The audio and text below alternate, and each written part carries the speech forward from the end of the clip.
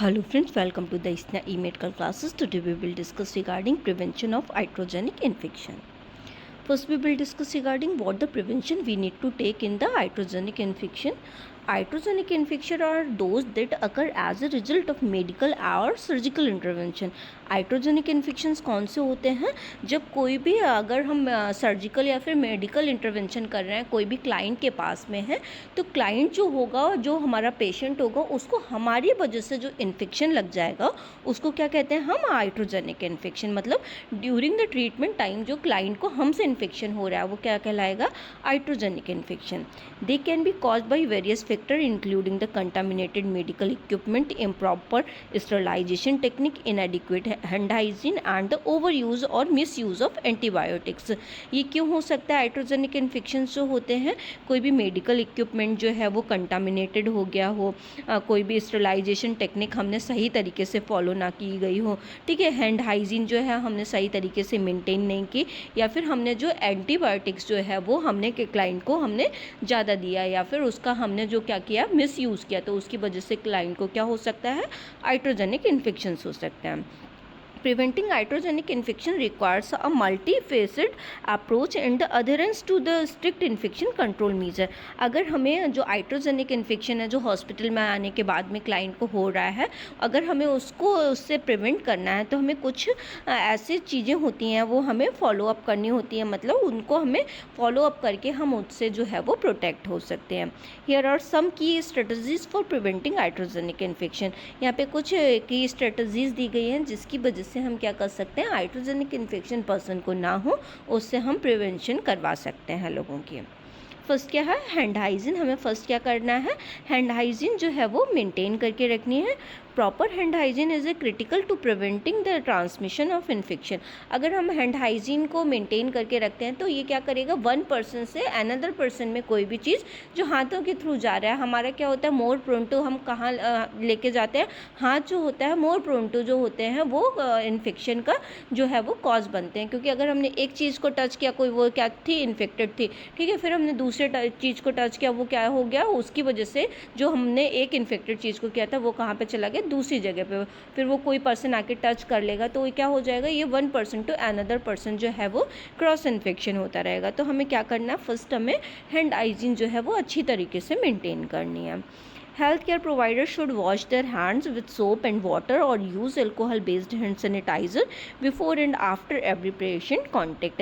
Healthcare providers जो होते हैं उन्हें कोई भी क्या करना चाहिए? अगर वो किसी के भी contact में आते हैं तो उन्हें ना बिफोर और आफ्टर द केयर उन्हें क्या करना है? हैंड वॉश जो है वो करना होता है। वो किसी से भी कर सकते हैं, सोप एंड वाटर का यूज़ करते हुए कर सकते हैं, या फिर अल्कोहल हैंड रफ सैनिटाइज़र का यूज़ करते हुए कर सकते हैं।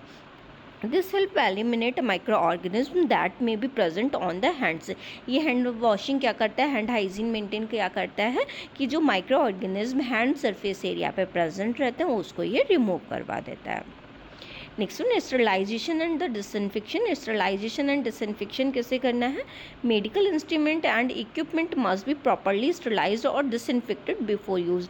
जो भी मेडिकल इंस्ट्रूमेंट होते हैं, जो भी इक्विपमेंट होते हैं, वो क्या करना चाहिए? जो भी अगर हम उनको यूज़ करने चाह रहे हैं तो उसको उसके पहले क्या करना है? स्टरलाइजेशन उनका अच्छी तरीके से करवाना है। This includes items such as surgical instrument, endoscope, usable device.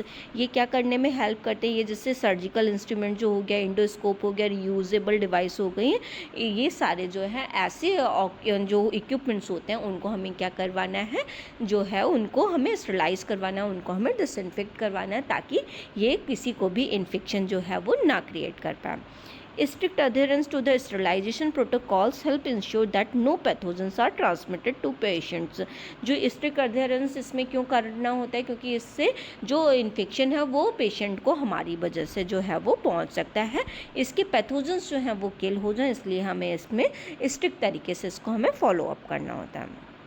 Next one, proper use of personal protective equipment. हमें क्या करना है, जो पर्सनल प्रोटेक्टिव इक्विपमेंट्स होते हैं उनका हमें अच्छी तरीके से यूज़ करना है। Health care provider should wear appropriate PPE such as the gloves, mask, gown and eye protection when performing procedure that carry a risk of infection transmission.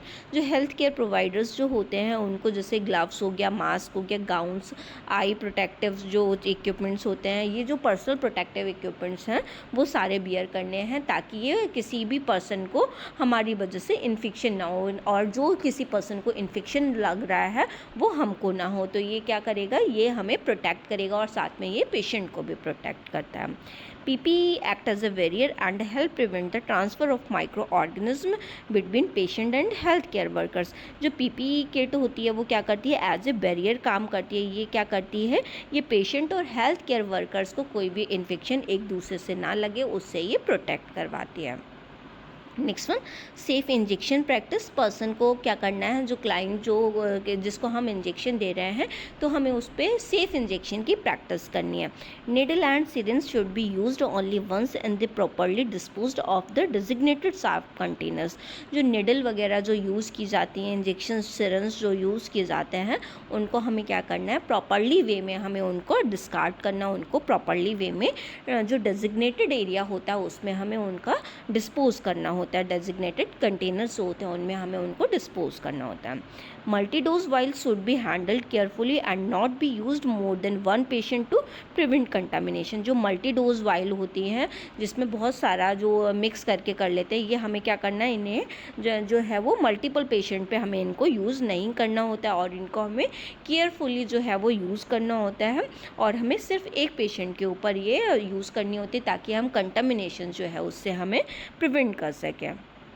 Next one, antibiotic stewardship. Antibiotic stewardship क्या होता है, overuse और misuse of antibiotic can lead to the development of drug resistant infection. अगर किसी भी हम जो antibiotic का बहुत टाइम तक हम यूज़ करते रहते हैं, बेमतलब में यूज़ कर रहे हैं, इन्फेक्शन सही हो गया फिर भी हम यूज़ किए जा रहे हैं, या फिर पर्सन जो है उसको नीड जो प्रिस्क्रिप्शन में ऐसे ही करके दे रखा था बहुत टाइम तक के लिए, तो ये एंटीबायोटिक बॉडी के ऊपर क्या हो जाती है, रेसिस्ट कर जाती है, मतलब हमारी बॉडी के ऊपर इम्पेक्ट करना बंद कर जाती है। Health care providers should follow evidence based guidelines for antibiotic use including appropriate prescribing doses and duration. जो हेल्थ केयर प्रोवाइडर्स जो होते हैं उनको क्या करना है, एंटीबायोटिक यूज़ करने के लिए जो अप्रोप्रिएट गाइडलाइंस जो होती हैं उनका यूज़ करना, जितना भी जैसे कि डोज का टाइमिंग क्या दिया गया है, प्रिस्क्राइब डोज कितनी है, उसका कितने ड्यूरेशन के लिए हम उसको दे सकते हैं, ये सारी चीज़ें उसे ध्यान में रखनी है। तो इसके लिए जो गाइडलाइंस आती हैं एविडेंस बेस्ड प्रैक्टिस पे, वो जितने भी रियलिटी में केसेस हुए होते हैं प्रीवियस जो सही है, ठीक है, उसके बेस पे हमें क्या करना है, उसको हमें देखना है, उसका डोजेस क्या है, प्रिस्क्राइब टाइम क्या है, ड्यूरेशन उसको हमें कितने के लिए देनी है। This help prevent the emergence of antibiotic resistant bacteria. ये क्या करेगी, जो भी रेसिस्टेड बैक्टीरिया हो जाते हैं, मतलब लंबे टाइम तक अगर हम एंटीबायोटिक लेते रहें, जो भी रेसिस्टेड बैक्टीरिया हो जाते हैं उनको ये नहीं होने देता है। Next one, environmental cleanliness. हमें एनवायरनमेंट की भी क्लीनलीनेस जो है वो हमें मेंटेन करनी है। Health care facility should maintain a clean and hygienic environment. Health care facilities जो होती है उसको जो क्लीन एनवायरनमेंट और हाइजीनिक एनवायरनमेंट है वो हमें मेंटेन करना होता है। Regular cleaning and disinfection of patient rooms, operating theatres and other clinical areas help reduce the risk of contamination. Regular cleaning हमें मेंटेन करनी है, पेशेंट जो है हमें उसके रूम का डिसइंफेक्टेंट कराना, उसके वहाँ पे कोई भी माइक्रो ऑर्गेनिज्म वगैरह जो है वो नहीं रहने चाहिए। उसका ऑपरेशन थिएटर जो है उसकी रेगुलर क्लीनिंग होनी है। जो भी ऐसे कोई भी क्लिनिकल एरिया जो भी इन्फेक्शन प्रोड्यूस कर सकते हैं, जहाँ पे भी इन्फेक्शन हो सकता है, उसका हमें रेगुलर क्लीनिंग और डिसइंफेक्शन करवाना होता है। Next one, education and training. Education and training क्या, जो भी वर्कर्स होते हैं, स्टाफ जो भी काम कर रहा है वहाँ पे, उनको related to the contamination, related to the जो भी इन्फेक्शन कर सकते हैं उससे रिगार्डिंग हमें जो एजुकेशन और ट्रेनिंग हमें प्रोवाइड करवानी है। Health care provider should receive regular education and training on infection control practices. Health care providers को क्या रिसीव करना है, उसको जो भी रेगुलर इन्फेक्शन कंट्रोल की जो भी प्रैक्टिसेस होती हैं वो उनको मिलनी चाहिए कि इन्फेक्शन कंट्रोल कि ये न्यू मीजर्स आ गए या फिर जो भी हमें चीज़ें फॉलोअप करनी है उन्हें पता होनी चाहिए। This include awareness of the latest guidelines, proper hand hygiene technique, correct use of PPE and sterilisation procedures. इसमें जो हेल्थ केयर प्रोवाइडर्स को क्या पता होना चाहिए, जो भी न्यू गाइडलाइंस आई हैं हैंड हाइजीन टेक्निक के ऊपर, PPE किट को पहनने के लिए कोई भी, या फिर स्टरलाइजेशन प्रोसीजर से रिलेटेड सब हेल्थ केयर प्रोवाइडर को पता होनी चाहिए, जो भी न्यू अपडेट आया है उसके बारे में। Ongoing education help ensure that healthcare workers are up to date with best practices। जो ongoing education जो होती है, जो मतलब continuing education है, ये क्यों ज़रूरी होती है, क्योंकि जो भी अपडेट आया है, जो भी न्यू प्रैक्टिस आई है उसके रिगार्डिंग जो हेल्थ केयर प्रोवाइडर्स हैं उनको पता होना चाहिए, इसलिए ताकि वो अपना जो भी क्लिनिकल प्रैक्टिस है उसमें ये अप्लाई कर सकें और बेस्ट क्वालिटी ऑफ केयर जो है वो पेशेंट को दे सकें। Next one, surveillance and the monitoring. हमें जो केसेस जो हैं उनको हमें सर्विलेंस करना और हमें कंटिन्यू उसका मॉनिटरिंग करना है, मतलब फॉलोअप केयर करना है।